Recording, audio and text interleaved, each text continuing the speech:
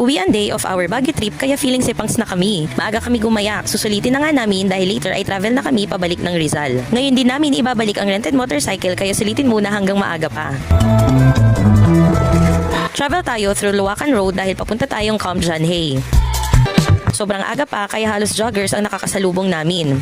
We are also aware na hindi pa open ang attractions kaya stroll na lang muna kami ng kaunti.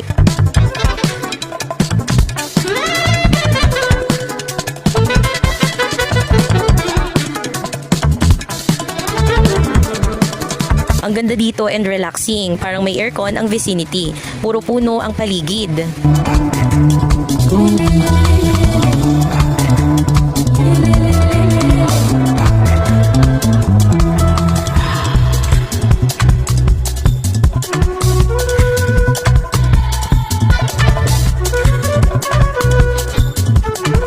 Next stop ay Lourdes Grotto. Pero since may hinahabol kaming oras ay hindi na kami lumibot. Nakabisit naman na kami dito before. Kaya diretso Diplomat Hotel na tayo para maabutan natin na kaunti pa ang visitors.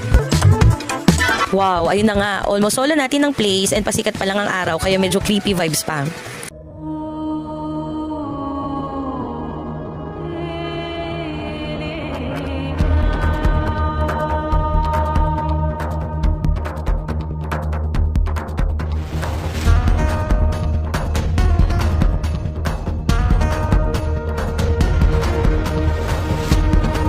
Dahil wala pang nagpipicture taking, silip muna tayo ng kaunti.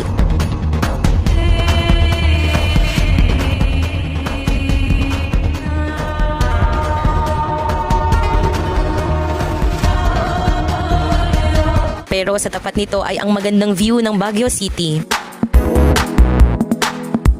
Dahil ang magagawa lang talaga sa The Mansion ay picture taking, silip lang ang ginawa namin. Katapat nga pala nito ang The Right Park pero hindi ko na napansin na hindi pala nagre-record ang video kaya medyo palpak. Next, The Mines View Park. May mga Bernese mountain dogs, horses, and Igorot people for picture taking. Tara, dito tayo sa Mines View Observation Deck. Napakaganda ng view na overlooking ang Old Itogon Mine. We are now looking on the panoramic view of the mountains of Cordillera. Literal na dumaan lang kami ng Botanical Garden dahil malapit na ang time namin sa pagbalik ng motor. We visited naman na before kaya daan na lang talaga muna for now. Dahil sa BGH compound ng garahe ng aming motor rental provider, nagtaksi na kami papuntang Baguio Cathedral to pray for our safe travels pabalik ng Rizal. Please check part 2 of this Baguio vlog for details ng motor rental. And then, bumalik na sa Transient to gather our things and check out. Nasa part 1 naman ng Baguio vlog ang details ng Transient na tinuluyan namin. At see you soon! Bye!